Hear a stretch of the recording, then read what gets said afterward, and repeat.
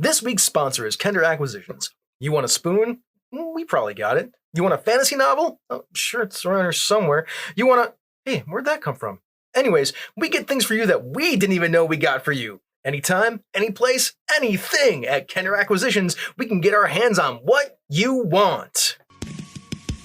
This is the Misdirected Mark Podcast, a podcast about gaming, game mastering, and entertaining you, our listeners. We are explicit, you have been warned, and I'd like to thank Mike Willard for letting us use his music on our show. Now let's pick up those mics and get on with this thing. Welcome to the 489th episode of the Misdirected Mark Podcast. Tonight, we discuss using published material in your tabletop role-playing games. But first, my name is Jerry. My name is Phil. I am Chris. And I am Old Man Logan. No weird name today? That was a spur-of-the-moment thing last week. You used to do it all the time. Now I it's used to do it all the time back in the day, and nobody knew it because nobody could read the paper. Would you like I wasn't talking into the mic. Would you like to take the temperature? I would love to take everybody's temperature, but that would be awkward. So I'm just going to ask, Jerry, how you feeling? Good. Tired, but good. We got cold weather coming through here, and so I don't sleep as well until everything kind of evens out. So I'm just exhausted tonight, but having a good time here, though. This gives me lots of energy. Bill? It's cold and damp, so my my barometer, my left arm barometer, has been feeling fantastic. I don't mean to laugh. No, it's fine. I mean, Because I just keep thinking how you got ripped off from the cyberpunk arm. It's right. I got a fully cyberpunked arm, and all I got was the fucking barometer attachment. You need better insurance, man. Totally sucks, right? I got the could have low gave end. you a placer or a Anything. rating. Even if I had like a spork, like just a retractable spork, a Swiss Army arm. Hey, back alley ripper doc. I'm talking about literally spork. Like nothing else. Just spork pops out, eat a few things, spork goes back in. Does it self-clean at least? No, you gotta clean it before you let the spork go back in. He's like budget Wolverine. Yeah. Detachable spork. Well, so you can put it in the dishwasher. No, detachable's no good. Then I just have a spork. Like, the idea that it pops out and pops back in, that's bad. Maybe we should move on to Chris. He's got an arm slot to put his arm into the dishwasher. It's called a sink, guys. You just wash it in the sink. Sorry, Bob, you're right. I turned 43. Happy birthday, Chris. I'm a big not fan of my birthday. Yes, we don't talk about it. This year was pretty good. Bills got trounced. That wasn't fun. They didn't get trounced. They actually trounced the Dolphins and still lost the game, which is upsetting. Bob doesn't like to think about it. I was going to take a picture of me laying on my living room floor. I know, if we had right? won.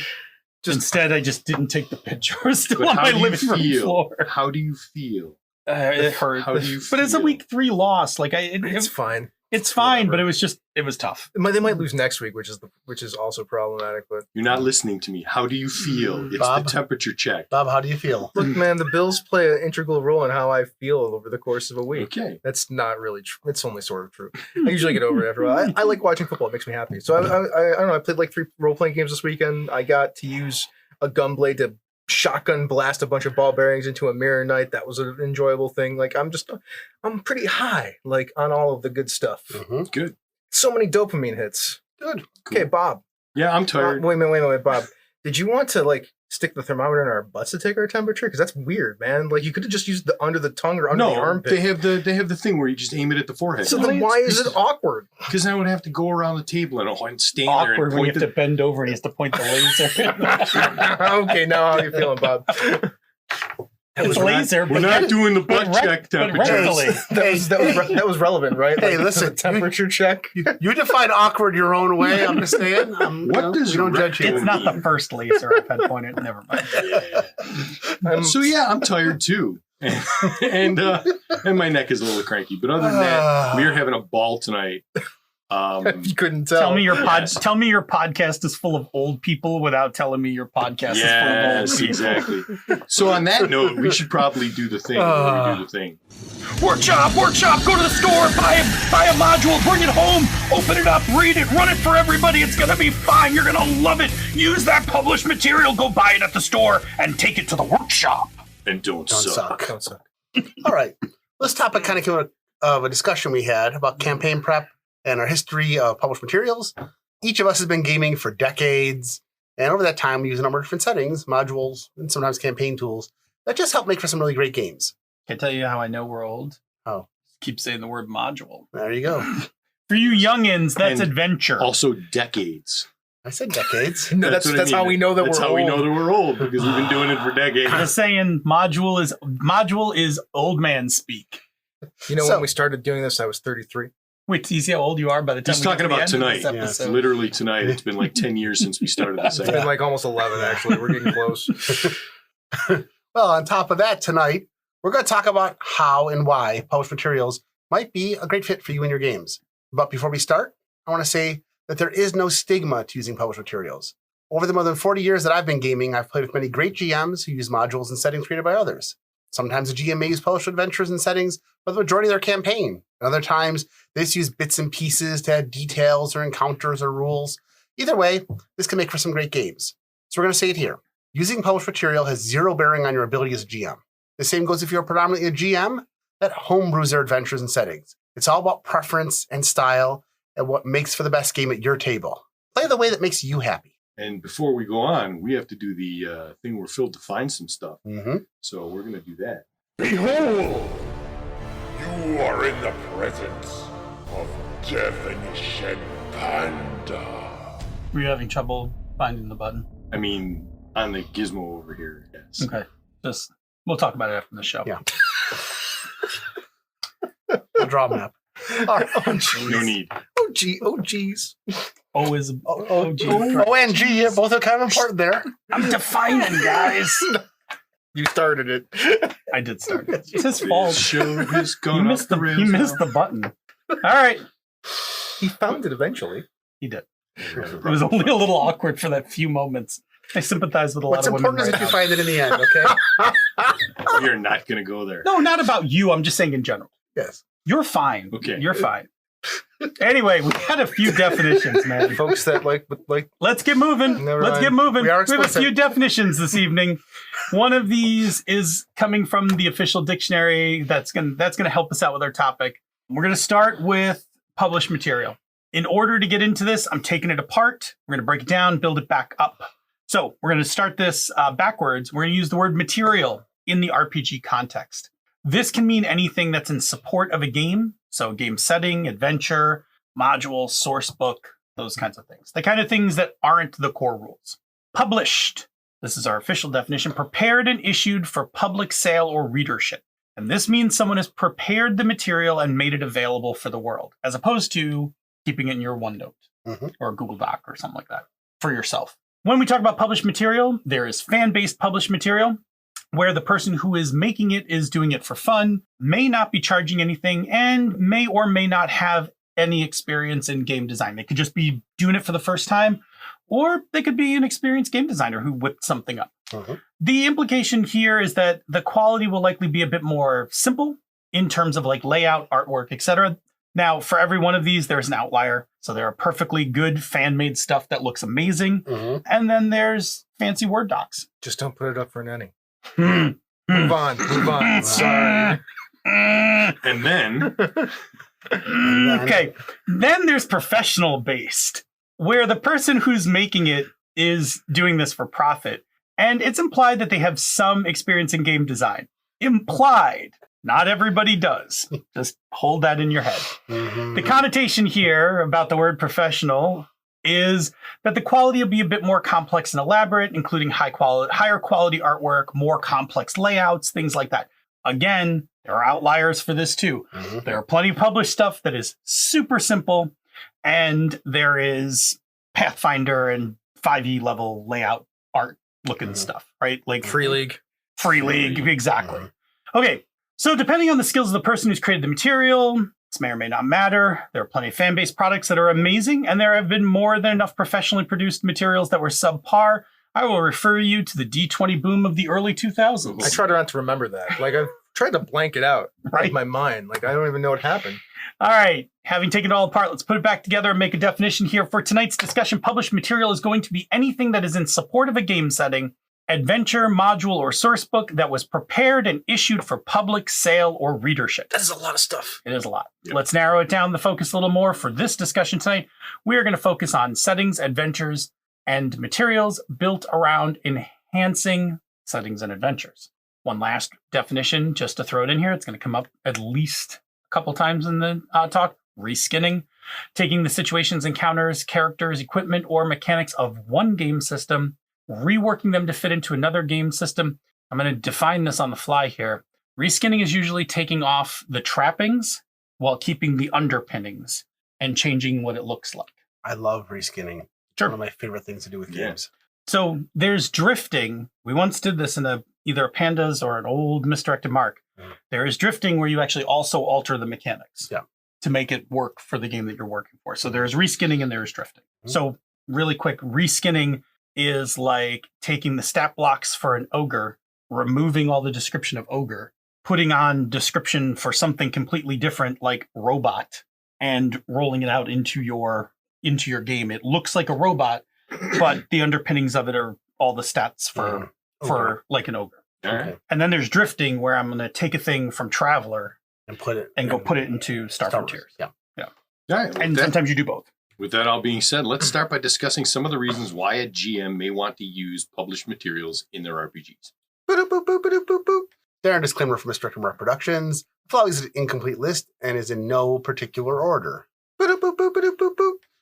Easing the load of game prep. This is the most obvious one, but published modules and settings can take a lot of the load off of GMs, because sometimes being a GM can be hard work. Always. Hey, we covered that a few episodes ago. Look, man, I acquiesced to your shtick once. I will not do it again, Myers. Unless it's funny. Then I'll do it. Anyways, in published materials, plots, backgrounds, and encounters are already laid out, making it easier and quicker to get the game ready. In addition to using modules as part of long-playing campaigns, these materials also work well when the adventurer needs a side quest, flashback adventure, or when you're scrambling for an encounter when you make the mistake of giving your party a choice you never intended or thought they would make. Holy Lord, have I done that. The side quest works especially well when one or more of the players can't make it to the game, but you still want to have an adventure that week. This also works well when you just need a smaller encounter to stick into something you already have prepared. Yes. Prepared. We're all gonna be prepared. Da-da-da-da-da-da. You need a small goblin lair, a seedy planetary cantina, or a cultist-ridden warehouse where the reporter's being held? There's tons of quality adventures with those encounters already fleshed out. You just need to reskin them, which is what we're going to talk about in a bit. But pulling encounters out of the published materials can help lighten your load. The next one we're going to talk about is nostalgia. Because let's face it, many of us have fond memories of games we played when we were younger. Some of us were a lot younger. So much. That's true. All of them. There's a bunch of reasons we want to bring these materials back to our groups, though. From sharing our previous experiences with players at our table, to reliving the joy of running our favorite adventure, maybe even going back to explore our favorite setting or getting an older game system. How do we do that? By using one of the adventures originally published for the game. Oh, that makes sense. Yeah, totally. Yeah. Because you can even update a published adventure or setting to a newer edition, or even an entirely different game. These days, a lot of the classic fantasy adventures we played years ago have been updated to newer systems, making them even easier to run for gamers that are unfamiliar with the older game engines. WotC has put out updated 5e versions of Saltmarsh, as well as several of the classic S-series in the Yawning Portal book, things like Tomb of Horrors and White Plume Mountain. Goodman Games has updated a number of the classic basic and expert modules of 5th edition as well. I have a bunch of those, and they're really beautiful. They're enormous. My wife tends to buy me 1 or 2 every year for Christmas. Hmm. And there's even licensed version of the first 2 Pathfinder Adventure paths that have now been updated to be played in Savage Worlds as official games. One of them's even been updated to be 5e. Yes, looking forward to seeing how they do with that too. All of these can be great ways to play some of your favorite adventures just with a new crowd. Next up, pop culture and shared experiences. The next reason is related to nostalgia, and that is shared experience. An advantage of published materials are that they are both readily available and played by a large number of gamers. Mm-hmm. This means that gamers meeting other gamers will often have different but shared experiences playing those published adventures and settings. So, this brings up an interesting point for me, is that a lot of times people bang on the D&D Adventures thing for not being like quality or good or whatever. But that thing that you just said right there is one of the biggest advantages that they have. Yeah. The amount of times I hear players of D&D Adventures League talking about adventures that they played together at conventions and even away from conventions is extreme. It's like a good chunk of their social culture. So it's the McDonald's effect. You go to McDonald's because you pretty much know what's going to be there when you get there. Not that. No. It's not that. It's the good modules get talked about amongst everybody. Just like, how people used to talk about Barrier Peaks. You can go talk to somebody that played Barrier Peaks and talk about their experiences and your experiences, and it's a very different thing. Yeah, Which to me is not the McDonald's effect. Yeah. No, but what I'm saying is, if I roll up onto a con Mhm. and I see that they've got AL content, Mhm. I'm fairly confident I know what I'm getting. No, that's not what I'm talking about. Okay. No. It's about the experience that they had that they can talk about later. Okay, Yeah, like- I think that's also then just a perk. Like you talk It's- to people sure. who've been playing for a couple of years, and you mention the word Ravenloft to them. Sure. Now, to us older groups, Ravenloft might mean something different, but to the Sure. to the players who are playing with the newer edition, you tell them Ravenloft. Almost everybody has one or two of their favorite adventures that they had in that game that they'll mention. They'll mention the name of the adventure, Mhm. and sometimes the rest of the players will shudder, not in disgust, but in that was tough, and that's always fun because then everybody can talk about how did you get past this, how did you do this, how did you do that, and that shared experience links gamers who might not have played together, but they have something to talk about. And for some reason, to me, the Adventures League, because they're such small chunks, they're those 4 hour, Mhm. 2 hour, 4 hour sessions. Because they're so compact, they're like these enclosed stories, and the good ones that everybody talks about. Everybody has these stories that they can tell each other about what happened. Yeah. And that's fun so- for them. And I think it's just fun in general. Before we get into this deeper, I will say there's also a downside on this, which is that if you haven't had all those experiences, you are often on the outs of trying to be It is into a, some of those spaces. it can be a social barrier, but then again, they have like new seasons every year, so there's always jumping on points. And They're actually pretty smart about that. yeah, and they're short sessions. If everybody's like, I'm not talking about the Adventures League. I'm talking about like the D&D modules. The big ones. Sure. Like, Oh, but they're updating them and you can play them. I mean, if all of a sudden I rolled into a group and there was one person there who'd never heard of or played Tomb of Horrors and they had a character, I'm like, okay, you know what? We can sit down and we can play that because it's available and it will take nothing for me to sit down and just open it up and play it in 5th edition D&D. It's right there for us. no, I'm with you on Tomb Yeah. of Horrors because Tomb of Horrors is old, Mhm. right? I'm talking about like, for instance, the current Ravenloft. mean, Yeah, like you guys who've played it aren't going to play it again. Oh, I would- And I've never played it, so I'm probably never going to get to play it. kind of probably thing, not. Then right? again, Like- I didn't play it. I ran a game inside of it. Yeah. Sure. But I mean, But- I'm saying, and we'll jump back into this topic. The cautionary part of this is that the shared experience part is good, right? It is good, right? It gives a common thread for Mhm. people to share experiences and talk about stuff like that.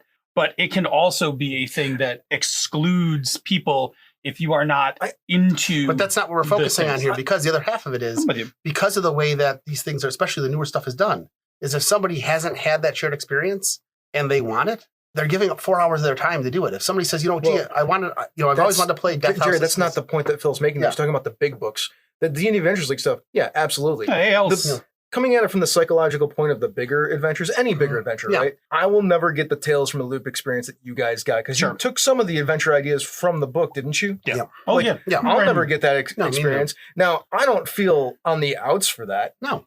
Psychologically. Like, it's cool that you guys have that experience, and I like listening to the stories. So I'm not sure that it's a social barrier unless people make it a social barrier. Yes. So that's, Sure. I don't think that's a problem with the game format or system. I think it's a problem with the social group. Sure. That's my argument for it. I'll buy that. I think the difference between Tales from the Loop and D&D is like we played Tales from the Loop for 7 months. Like If I played one of those big ass books, I'd be playing it for 7 months. Yeah, no, but I mean like 4 years ago, we never played it again. Sure. No, he- Like, no, yeah, he's talking if you got one of the big books from the but dude, D&D games. I mean, you essentially just made the same argument the other way, which is Yeah. why I brought it up. Yeah. Sure. All right, returning back to the topic. Mhm. Back onto this, right? Most gamers are nerds. We like to have nerdy stuff in common. We love it when someone mentions a classic adventure or setting that, I have something in common with, a common link to, maybe part of the in-jokes of a group, might have a story that you can add to the conversation. Like Briark. Isn't that Goblin Tongue for We Surrender? That's what the guy at the Keep told us. Yes, that's what it means. Actually, I don't even know what that reference. That's from Keep on the Borderlands. It's the first false rumor you get is that the guard captain tells you Briark is Goblin Tongue for Resurrender. And then when you meet the goblins for the first time, they all yell Briark, and that's not what it means. Got you. I definitely played that adventure in the 80s. That's why this is the third. Yeah, in the 80s, and I don't remember Definitely that at played all. that adventure in the 80s. This is the This is the third time I've dropped Briark into the notes, and I thought for sure somebody would jump on it. Apparently, I didn't know either because I've never played Keep on the Borderlands. The volume of things I've played in relation to Keep on the Borderlands. Old people. yeah. Anyway, Oh, moving God. moving on, folks. Modules like the Village of Hamlet, Crash on Volturnus, the Great Iridium Con, I don't even know that one, or even more recent adventures like The One Who Watches from Below have become legendary for the encounters and experiences that players have shared. One of my favorites, Expedition to the Barrier Peaks, gets mentioned here often, And tens of thousands of gamers have fond memories of that adventure. And again, through Goodman Games, other people are getting a taste of it as well. Yep. Because of the age of our hobby, there are things from modules and published settings that have entered into pop culture. These get referenced in other games or campaigns. Items like Black Razor from White Plume Mountain, the Kender from Dragonlance, or certain goblin phrases from Keep on the Borderlands have become iconic in some gaming circles. Not this one, though. Apparently not this one. And running one of these published modules is a great way to share in those experiences with new gamers. It's okay, Jerry. We appreciate that you keep trying. Eventually we'll remember. Somebody listening to this is going to get that reference. Yep. Next time you do it, we'll remember. And 'cause this- if they do, Yeah. you should schedule your colonoscopy. Yeah, that's This is true. Yeah. Make sure you've gotten your colonoscopy. Yes. Speaking of temperature check, Oh man, let me move on. Another reason that to use published settings and modules is because a lot of them are good. Creative homebrew material is often excellent, but there are well-written works out there for a number of games. Some of the best game designers in the industry have created some truly fun material that can supplement your own games or just provide an entertaining experience. In addition, there are adventures and settings for all sorts of tones. This can be especially useful if you're looking for a tonal change and want to see how it's been done in the past. Encounters that include horror, heists, suspense, weird fantasy, exploration, comedy, and courtroom drama. I object. No. You can continue. I want to see where this is going. Thank you, Your Honor. I appreciate that. Mystery, romance, espionage, and more are all available for RPGs. Even if you choose not to run them as written, they are excellent examples of how to create those sorts of encounters and settings in your games. Published material like Trial of the Beast, which has a quick and fun way to run a fantasy courtroom sequence, or Mask of Nyarlathotep, which has an entire campaign devoted to otherworldly horror and global conspiracy, can give GMs a good feel for adding new material to their games. I mean, I could do an entire show just about good Pathfinder adventures. Yeah, it'd be Yes, easy. you We really could, could. we could do a series of shows. Mhm. We've talked them off the ledge a few times. Yeah. I also think it's good to look at published adventures because even if you don't use them, they can give you an idea of what the game designer's intent is for a typical adventure. I actually do this every time. Even if I never play the adventure, I will always read whatever the intro adventure is to the game just for this. God, man, there's so many bad ones, though.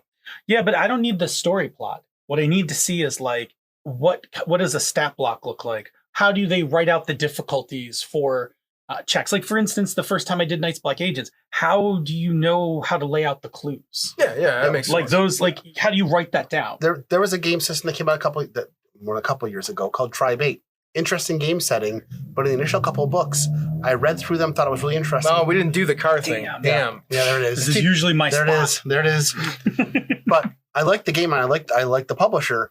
But I read through the first two books and I'm like, I have no idea what an adventure looks like for this game. Mhm. Yeah. I have no idea who the adversaries are really going to be.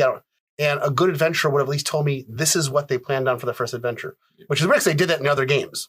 Just that one they didn't. Actually, an adventure will just show you some of that stuff. Yeah. It doesn't have to be good. Imagine trying to write and run your own DCC funnel without having seen another funnel. Without the help of somebody telling you, this is what a funnel's supposed to be. I mean, if they just told you this is an adventure where 0-level characters get pared down to a couple of things, That would be very difficult. it would be very difficult, right? But the one that's actually stitched into the it's book, good, right? right? It's probably The one good. in the book is a perfectly decent, serviceable. and I'll say this before I'll release the topic back to everybody else. The thing with, especially with DCC low-level adventures, seeing it from the published material is how do you make something super otherworldly and scary that doesn't just turn everything into paste? Yeah. DCC does an amazing job of making a first level module terrifying without just being a flat out meat grinder. It chases you through the tunnels with its billion eyes. That wasn't even a first level adventure. So good. Anyway, go take a look at the published adventure just to see how you should assemble your own. Tom, you want to tell us about the next thing? Absolutely. For our last point of interest on published materials, we're going to talk about cutting, pasting, and reskinning. It's one of the best uses for published materials to help us with game prep. Phil, would you start us off with some cutting and pasting? Sure. Sometimes the rules, creatures, or equipment from published material have a direct correlation to the system you're using. If it's a similar genre, stat swap is often all you need. It's easy to replace the goblins in a fantasy trip adventure with goblin stat blocks from basic D&D. Just swap them out, and you're done. That doesn't mean you always want to use everything from your published material. It's more important to capture the feel and intent of the parts you're using rather than transferring every character and piece of equipment. For example, Pathfinder adventures have great stories, but the campaign encounters often have tons of magical items to keep the opposition on par with the player characters. Converting that to a game like 5e or the Fantasy Trip, which have fewer magic items, might require dropping some rewards while bumping up the stats on the opposition. Either way, quick cut and paste with a few notes can make for a quick conversion. Now, Jerry, I know that the next section is one of your favorite topics. So how about you tell us about reskinning? I love reskinning. Reskinning is one of my favorite topics, and one we've touched on before. But when it comes to using published materials, reskinning can be an excellent way to take something from one game to another. As Phil said, when materials from one game translate directly into another game, you can cut and paste. Converting an interesting tavern or creative NPC personality can be as simple as simply restatting them. However, some other situations may not convert over as easily. Many systems have different rules, different settings, or even different themes. On one hand, you may be converting one scenario or encounter from a fantasy game to a sci-fi adventure. On the other, you may be trying to put a complicated mystery adventure into a game focused almost entirely on combat skills. So, whatever the situation, you just need to decide two things. One, what is it you want to bring to your game? And two, how do you want to convert it? Remember, you don't have to convert everything. Start with as much cut and paste as possible, and then if it's an adventure, you may just want to focus on the story and encounters, converting the important details and stats. Well, this may be trickier if converting from one genre to another. The key is to focus on the intent of the encounter. Oh, it's example time. I love example time. Yes, So let's say if you want to run a zombie apocalypse adventure in a harder sci-fi game, is that even a thing? Mhm. Okay, sure, why not? Yeah. We did this. Never mind. We did this a couple weeks ago. You can substitute robots for the zombies. That totally makes sense. Both can be run nearly as Man, I have word scrambled so many times today. He's going through his jazz phase. Just trying to give myself a space so I can start talking. Focus, Not to bust into grasshopper. the Addams family. Just don't. Da-da-da-dun. Da-ga-da-dun. I thought he was doing like Jets and Sharks. Da-ga-da-dun. Da-ga-da-dun. Da-ga-da-dun. Neat. The creepy and the spooky, Mysterious and kooky, they're all together kooky, the Addams family. All right, you ready? Yeah, I'm Go good. ahead. Both can be run as nearly mindless, tough-to-kill, relentless adversaries with a simple focus. The sense of anxiety and terror will be similar without breaking the genre. I actually did this. I took a zombie game and turned it into a Star Wars game by just replacing the zombies with Roger robots. Roger. Hundreds of Roger coming over the hills. Dude, It was a lot of there fun. was Demodulated voices. There was an episode of Clone Wars or Rebels that had that. Yep. Yeah. It was Yeah. great. What a great episode. Yeah. So, converting the actual rules you want to adapt can be a bit trickier. Things like spells or superpowers might just use a variant of existing mechanic. However, not all games have similar characteristics. So if you want to add something new, you need to first look at what the rule is trying to do and then see what the closest rules equivalent is in your game. For example, you want to use an adventure that includes a courtroom drama. The rules for the court scenes include characters making a series of diplomacy skill checks versus a set difficulty. These difficulties are modified by the evidence presented and the arguments of the PCs. However, your basic D&D game, and we're talking the B from BX D&D, doesn't have skills. For this adaptation, you might decide that the players can make a roll using either wisdom, intelligence, or charisma, modifying the difficulty level to match the new rules. This sort of change, even though it's not initially represented by the mechanics of the game, is kept simple and easy. In the end, reskinning should be kept simple, as this will keep it quick and help to avoid other problems with integration with the main game. And there it is. The first part of our conversation on using published material in your RPGs. Hope you managed to cut and paste some of these ideas into your prep. But we're not done yet. There's still the roundtable. But first, Bob, tell us about another show on the Misdirected Mark Network. I would love to do that. But before I do that, Yes? I'm going to say, hey, please go to our Patreon. And if you have the means, back us, become a patron, and, help us out a little bit, because every little bit helps. If you do, we get some more patrons. I'll cut all of my flubs this week and put them into a special Patreon clip for you all. If you like what we do here elsewhere on the Misdirected Mark Network, consider supporting our Patreon campaign. Go to patreon.com/MMP. What do patrons get? They get access Stuff. to the Slack room for life. They do, which actually Phil invites people in the Slack room live to a nice little lunch on a certain Friday day of the week. luncheons. They get the after show. They get the after show. They get the bamboo lounge. Bamboo Lounge. They get transcripts of the show. We just had They- somebody ask us for details on one of the shows we did a couple weeks Very ago. flattering, actually. And Yeah. sometimes special stuff. Mm-hmm. Oh, I think there's going to be a little special something that just crept into this video today. Oh, I think so. yes, absolutely. Thanks. Flub clip. All right. Quit. With that all being said, I would like to talk about Pandas Talking Games. Queer gamers talking about tabletop role-playing games and making outtakes, because the outtakes are the best part, right? Outtakes are back, my friend. Back by popular demand. We have an editor. Join Panda's Phil and Senda every Monday, answering listener questions about playing, running, and designing tabletop RPGs. Get cozy, and let's talk about some games on Wednesday, not Monday, because I think it got bumped. And somebody forgot to update the copy. Yeah, I hate when that true. happens. That's true. Man, That's true. Oh, well. today's been a whole series of destructive It mess-ups. is when it used to be Mondays. It is Wednesdays. The turnaround time got to be too much. Hey, That's fair. You know, Although our new editor Ryan Bolter, right? Let me plug this crushing really it, right? quick. Mm-hmm. Talk about fast turnaround. I bet. We're like, oh, we've uploaded the files, and like the next day, Ryan's like, the episode's ready for posting. It's like, holy shit, Ryan! And it sounds great. I don't sleep. I just drank caffeine. Ah! Ryan Bolter's very good at what he does. He's editing on Tantrum. Tantrum! No, he's just really good at what he does. Yeah, he's good. He's Awesome. As much as I like the tantrum joke. Big shout out and thanks I to knew Ryan you would. Bolter. Hey, Ryan, All right. thanks. Tantrum. So let's jump into the roundtable with our first question. What is one piece of published material that you have used for a game and why? Dun, dun, And dun. I'm going to just start off by giving you two short ones. I love the early Pathfinder adventures, both the APs and the modules. They often had good stories, interesting NPCs. Wait, by AP, you mean Adventure Path, not actual play, right? Yes, Adventure Path. Okay. Adventure Path.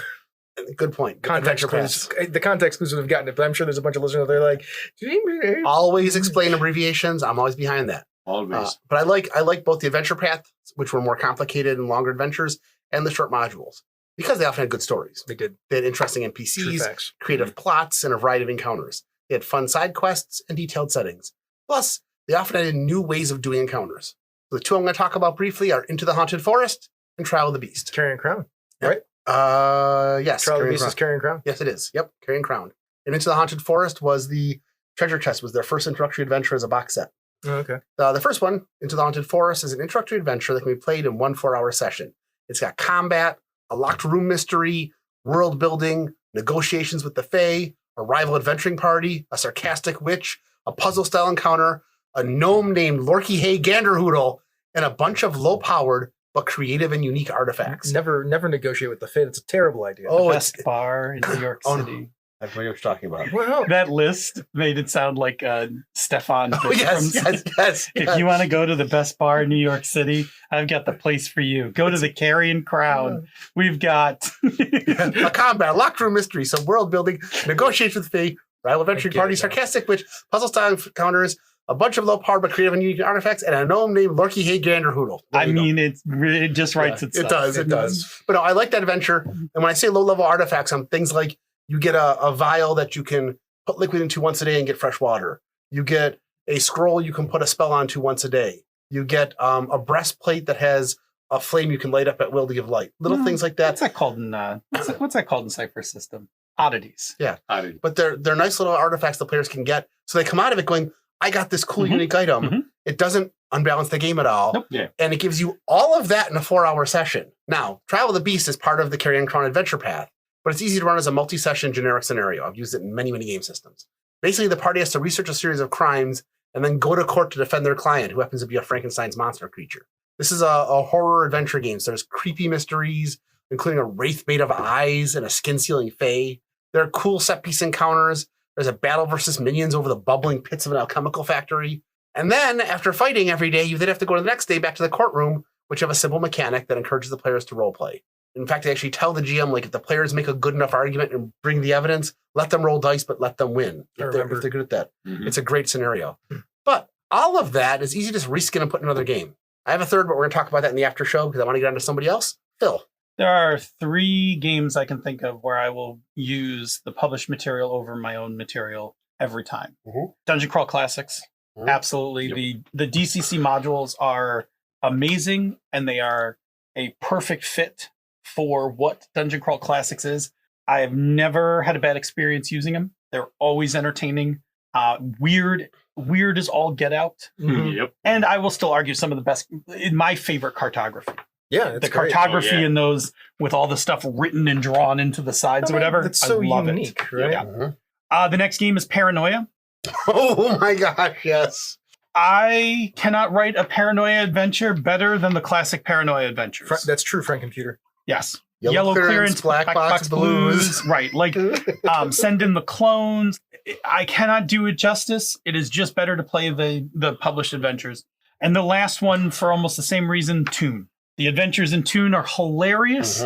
You do not need, you can come up with your own stuff. It's perfectly fine. In fact, they have random tables for making your own stuff. I've never played Toon. We could dust that guy off. You can't play it with young people because they don't have the cartoon context anymore. You have to have had like a Warner Brothers. Yeah, if you haven't experienced the classic Warner 60s, Brothers 70s like cartoons. a lot of it just I doesn't. can play it then. Yes. I am old enough to play that game. Yes. Hey, But it's Phil? Yep. This time we didn't forget the gravy. And this time. Yeah. So, and Toon's another one. All the Toon books have a ton of adventures in the back of them. And the best part about Toon is there needs zero continuity to go from playing one adventure to the next. Like, oh, we're cavemen in this adventure. Whatever.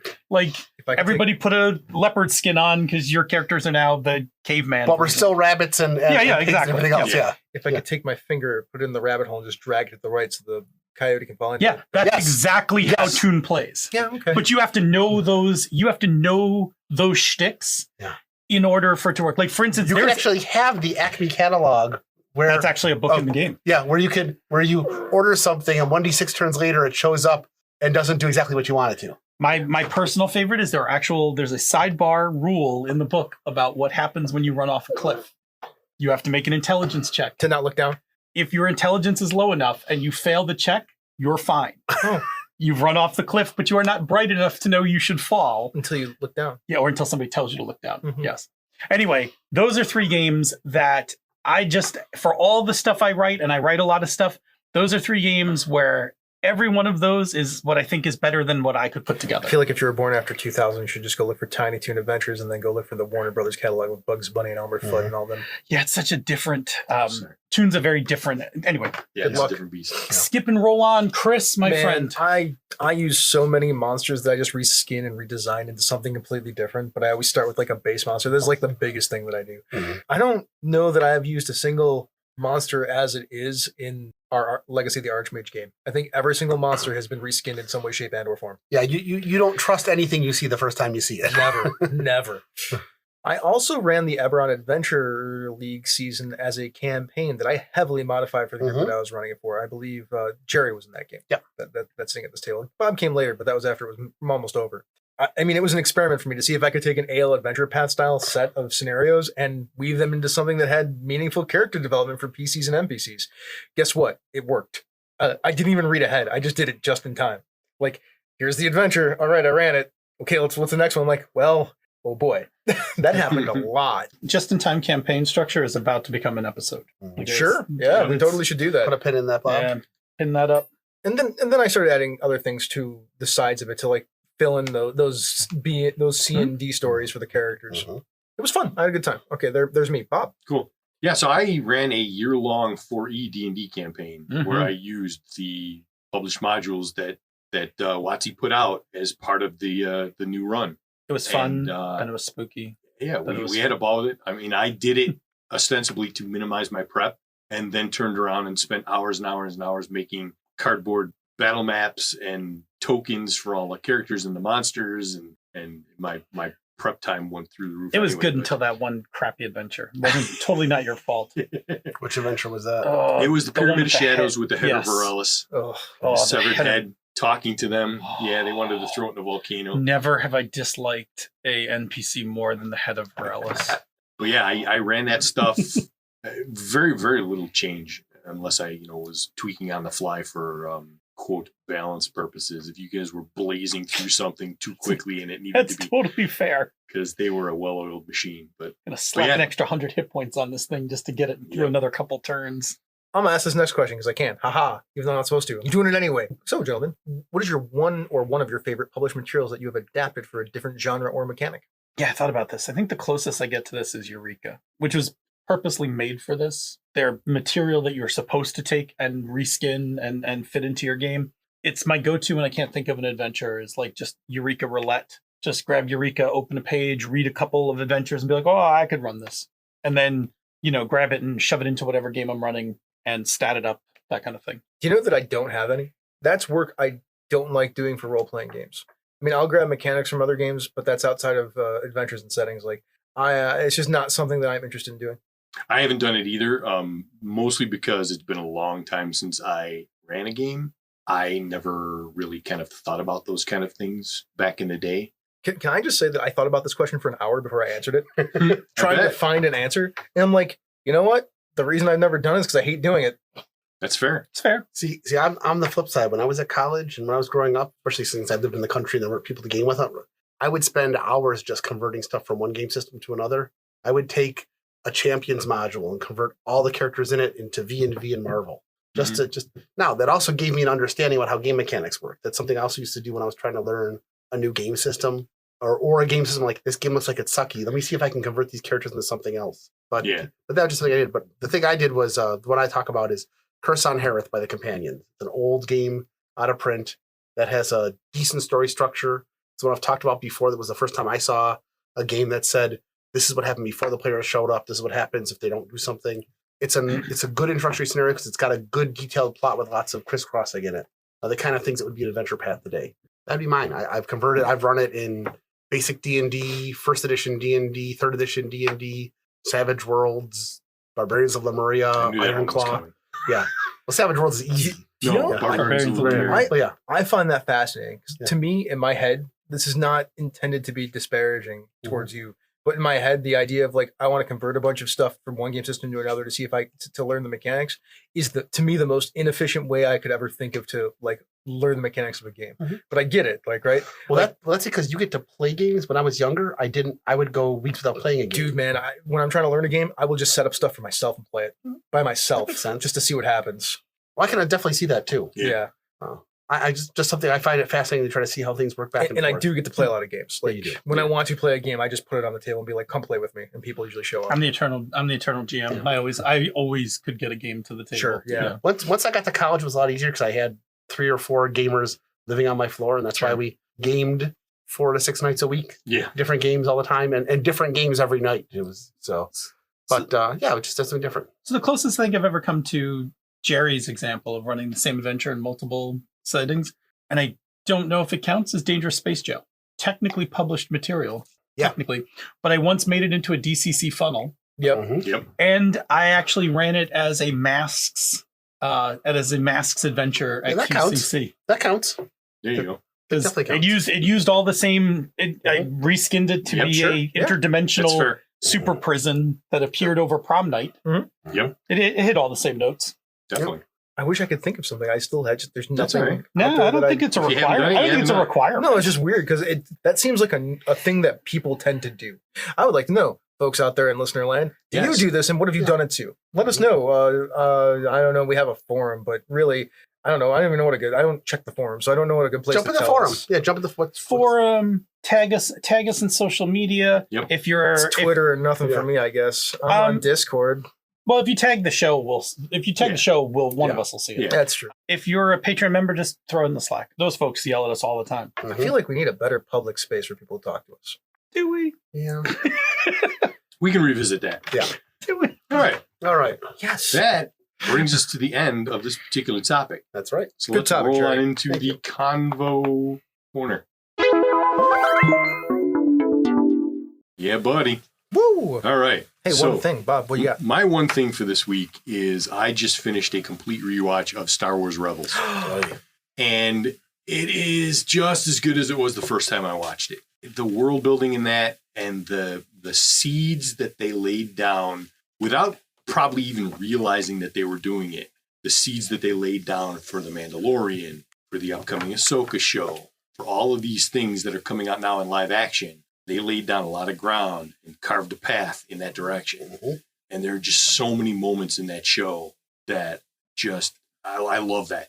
I will go back and watch that again, probably in the not too distant future, because it's so good.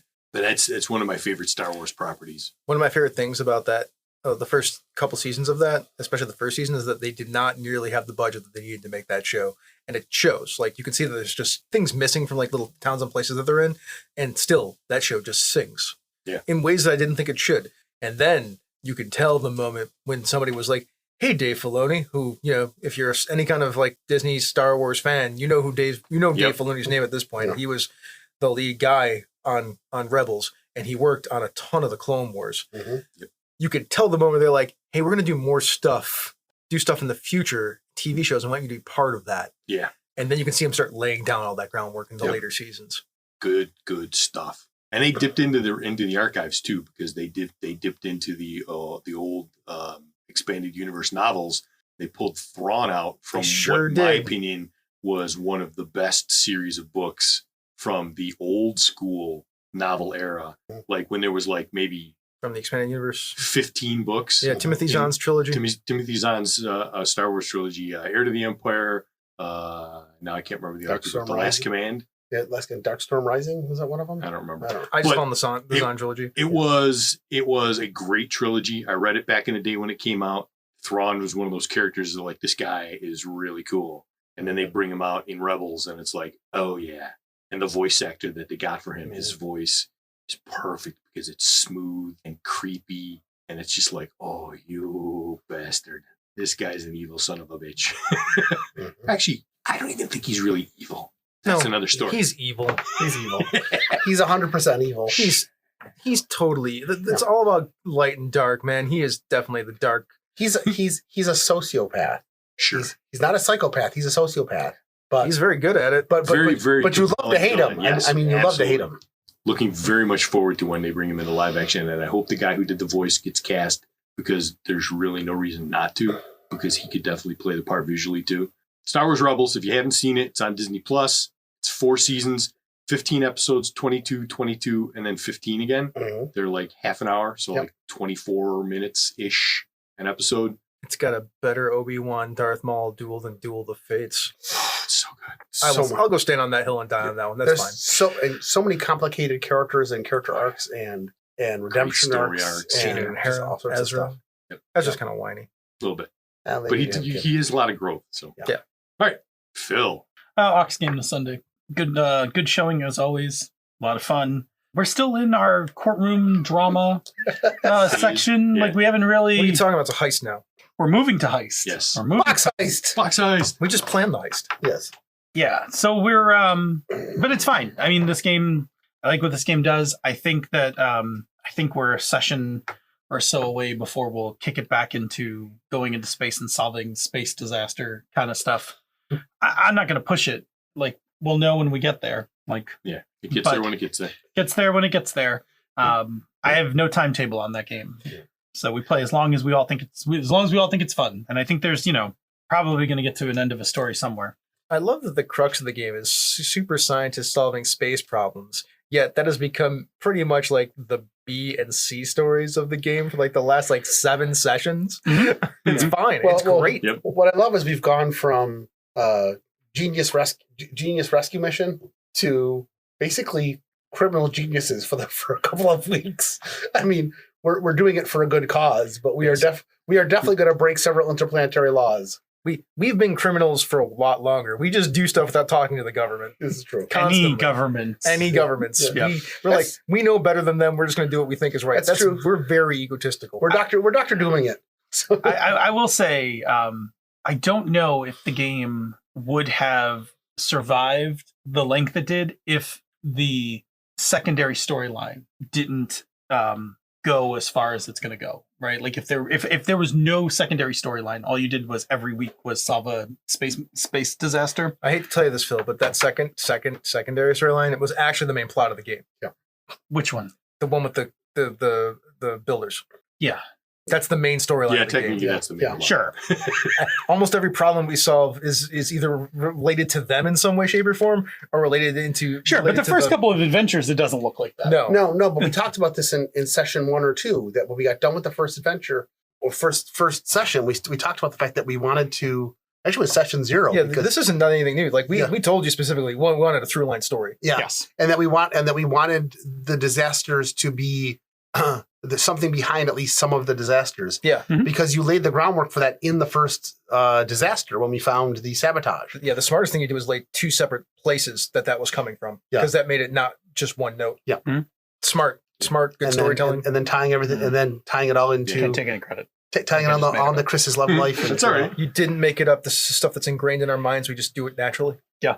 People that actually even if you don't think about storytelling, human beings are natural storytellers. Mhm. And we do this so much that we have told so many stories that we should probably be pretty okay at it, even without thinking about it. Yeah, I like to. I mean, I don't sit and like sharpen like, oh, I'm gonna do that. Like, Sure. a lot of times I'm just heading into the shower with like, what's gonna be interesting for this coming week, and then somewhere in the middle of the shower, be like, got it. Like, roll on out, get some notes written down. I call that bathroom brilliance. We call that pantsing it in the writing world. Just Yeah. writing from the seat of your pants, man. Mhm. Again, just in time campaign design. There you We're go. going to be talking about it sometime in the future. Anyway, Ox was great. You guys are fantastic. I love getting to run for you guys. I love the setting. I love this game. I also gives me an excuse to bake. Cookies. Cookies and ice cream cake. Chocolate chip cookies with a little leftover toffee from the week before. Not bad. Not bad. Not Not bad. Oh, good. Coming around soon on cranberry orange muffins. I want to make them before Thanksgiving so I can bring them for Thanksgiving. So you guys might have to be my guinea pigs. I volunteer for tribute. Also saw an apple. I saw chai apple spice cake that I looked at. I saw the recipe for it and I was like, I should totally make this. This is called clever. He talks about oxes as one thing, but since baking is involved in it, he has to do two. Anyway, I'm out. Smart. I'm Smart. out. Jerry, what's your thing? I've been watching Cyberpunk Revelations. Done. Great cartoon, good action, good anime. Which one? Cyberpunk, not Edge Revelations. Runners. Edge Runners. Runners. Sorry. Cyberpunk Edge Runners. Cyberpunk Edge Runners. Cyberpunk Edge Runners. Okay, cut that. We'll start over again. I've been watching Cyberpunk Edge Runners. It's on Netflix. It's an excellent little anime. Animation's great. Yep. The action's great. The storyline's great. Characters are interesting. The overall look of it is really interesting. Lots of good details. And as somebody who basically grew up playing the Cyberpunk role-playing game, it's neat to see it on screen in a way that is faithful to the feel of the game itself. And also just fun to see there's a lot of background stuff. They go to a bar, and sitting in the bar is Rogue, who is a character from the original Cyberpunk book. She's the solo you see with the gun inside the full illustration if you've played the original Black Box book. Lots of little details like that. It's got the feel. It's got a good storyline. It's over the top action, but nothing you couldn't actually play in Cyberpunk. Oh no, it's pretty. I mean, it hits all the notes. Did Yeah. you finish it? No. I'm the only one who's finished this. I'm dying. Yeah. You guys gotta I'll watch the hurry rest the of it hell up. in the next day or two. This week I'll work on it. I got some time. How did I finish a thing before you guys? Look, I had Because to. reasons. I got caught up watching a soccer anime. Okay, Oh yeah, I'm not going to talk about that. Yeah. But anyway, just it's a great Hmm? anime. It's a very lot of fun. enjoyable. And not for 30 kids. 30 minute. Not 30 for minute. kids. No. Yeah. 30-minute It's explicit, you've been warned. Oh, it's definitely explicit. Yes, it is. Has and one deranged character in that story. All right. I must not have gotten that far yet, Chris. Oh, do I get to go? Cool. Yeah. Awesome. Fantastic. I got a really nice surprise for my birthday. I got Descent Legends in the Dark. It's a board game. the new edition. It's the newest edition of Descent. Boy, is it so good. We played it last night for the first time. Mhm. I probably didn't sleep enough because I stayed up to learn how to play it when I got home from work because I work nights. Of course. So I stayed up to 11:30 learning how to play it myself. It's got it's got an app-based guided thing for the game master side of Aw. it. So it's just me and I Jen love that. and Bridget playing against the app. We are getting to the point where they're basically using the app to keep track of your inventory, keep track of a bunch of all the bad guy stats and things like that. So we fought something with a had 70 hit points. It did it perfectly.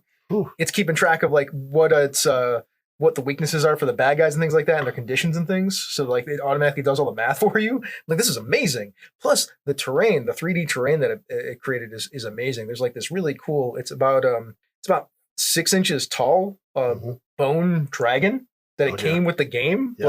I had to put it together, but it's got all kinds of leveled terrain too. So it's got height and things like that. That's cool. It is Neat. really cool. On top of the game, just the gameplay is super fun. The minis are great. I like all that stuff a lot, but the app is killing it for me, man. Aside from the stuff that I talked about, there's an overworld map part of it that, like I said, keeps track of your inventory like a video game.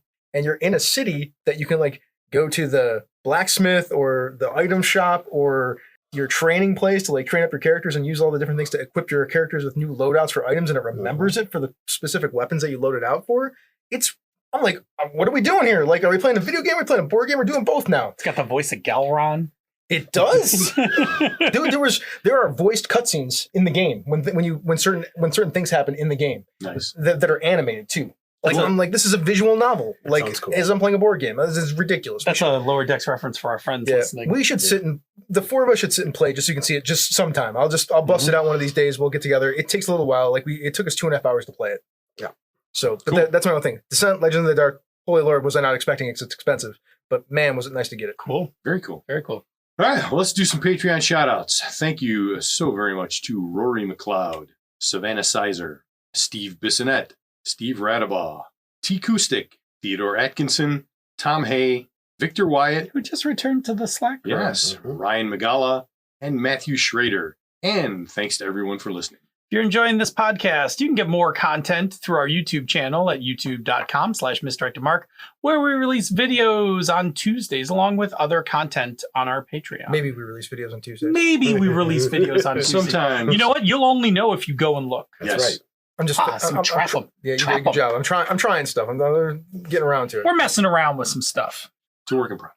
Caffeine. We're exploring. And you can also listen to some of our other shows in the Misdirected Mark Network, such as They're a Super Geek, Mastering Dungeons, Bonestone Obsidian, Panda's Talking Games, The Gnome Cast, Bonus Experiences, and the amazing back episodes of She's a Super Geek. You can and should check out our sibling podcasts, Tabletop Bellhop, The Knights of the Night, and the all-new GM Mastermind. You know, you can tell when we wrote this copy or when we pulled this copy out because I don't think that Thaco with advantages in Thaco there. with Advantage is on there. No, That's it's also not. a show. We're going to slide that in there. Oh, we can slide that in there. Brand new show. We also Brand have new Thacker show. with Advantage. You like D&D stuff? There you go. Yeah.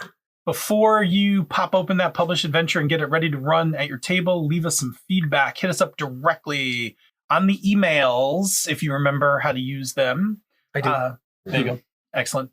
MMP at misdirectedmark.com. Show up on the Twitters. The show on the network is at misdirectedmark. Robert M. Everson, GM Gerrymander, The Light 101, Smooth jazz. and me, DNA Film. Hey, you remember that Patreon we mentioned earlier? If you want to support us and other shows from Misdirected Mark Productions, you can do that at patreon.com/MMP. Your patronage will get you access to the After Show podcast, our show notes, the Bamboo Lounge podcast, and other special releases when we have them. Something will come out sometime eventually. I'm thinking about a special Sooner. release this week. Yeah? I got to go back. I started working on one. Really? Really? Really? Really, Really? Chris? I'm so confused right now why you would do that.